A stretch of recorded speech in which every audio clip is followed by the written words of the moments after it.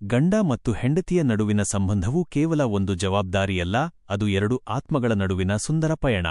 ಒಂದು ಆದರ್ಶ ಮತ್ತು ಸಂತೋಷದ ವೈವಾಹಿಕ ಜೀವನಕ್ಕೆ ಕೆಲವು ಪ್ರಮುಖ ತಳಹದಿಗಳು ಬೇಕಾಗುತ್ತವೆ. ಅವುಗಳೆಂದರೆ: 1. ಪರಸ್ಪರ ಗೌರವ ಮತ್ತು ನಂಬಿಕೆ. ಗೌರವ: ಒಬ್ಬರ ಅಭಿಪ್ರಾಯಗಳು, ಇಷ್ಟಕಷ್ಟಗಳು ಮತ್ತು ವೈಯಕ್ತಿಕ ಸ್ವಾತಂತ್ರ್ಯವನ್ನು ಮತ್ತೊಬ್ಬರು ಗೌರವಿಸಬೇಕು. ಎಲ್ಲರ ಎದುರು ಸಂಗಾತಿಯನ್ನು ಕೀಳಾಗಿ ಕಾಣಬಾರದು. ನಂಬಿಕೆ: ಯಾವುದೇ ಸಂಬಂಧದ ಗಟ್ಟಿಮುಷ್ಟಿ ತಳಹದಿ ನಂಬಿಕೆ.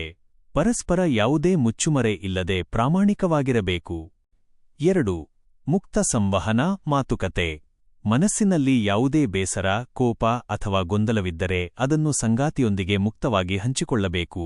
ಮಾತುಕತೆಯು ಕೇವಲ ನಿಮ್ಮ ಭಾವನೆಗಳನ್ನು ಹೇಳುವುದಲ್ಲ, ಸಂಗಾತಿ ಹೇಳುವುದನ್ನು ಸಹನೆಯಿಂದ ಕೇಳಿಸಿಕೊಳ್ಳುವುದೂ ಆಗಿದೆ. 3. ಹೊಂದಾಣಿಕೆ ಮತ್ತು ತ್ಯಾಗ. ಇಬ್ಬರೂ ಬೇರೆ ಬೇರೆ ಪರಿಸರದಲ್ಲಿ ಬೆಳೆದು ಬಂದಿರುವುದರಿಂದ ಆಲೋಚನೆಗಳು ಬೇರೆಯಾಗಿರುವುದು ಸಹಜ. ಇಲ್ಲಿ ನಾನು ಎನ್ನುವುದಕ್ಕಿಂತ ನಾವು ಎಂಬ ಭಾವನೆ ಮುಖ್ಯ. ಸಣ್ಣಪುಟ್ಟ ವಿಷಯಗಳಿಗೆ ಹಠ ಹಿಡಿಯದೆ ಇಬ್ಬರಿಗೂ ಒಳ್ಳೆಯದಾಗುವಂತೆ ಹೊಂದಾಣಿಕೆ ಮಾಡಿಕೊಳ್ಳಬೇಕು. 4.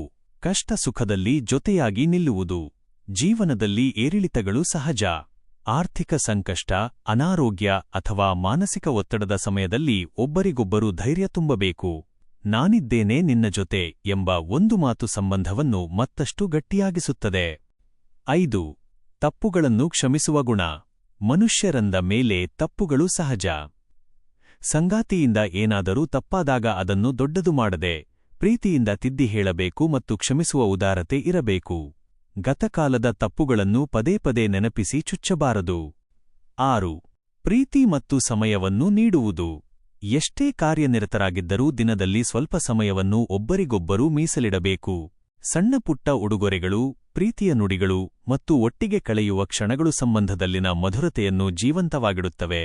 ನೆನಪಿಡಿ, ಪರಿಪೂರ್ಣವಾದ ಗಂಡ ಹೆಂಡತಿ ಯಾರೂ ಇರುವುದಿಲ್ಲ. ಆದರೆ ಒಬ್ಬರ ಲೋಪದೋಷಗಳನ್ನು ಮತ್ತೊಬ್ಬರು ಒಪ್ಪಿಕೊಂಡು ಒಬ್ಬರನ್ನೊಬ್ಬರು ಪೂರ್ಣಗೊಳಿಸುವುದೇ ನಿಜವಾದ ವೈವಾಹಿಕ ಜೀವನ.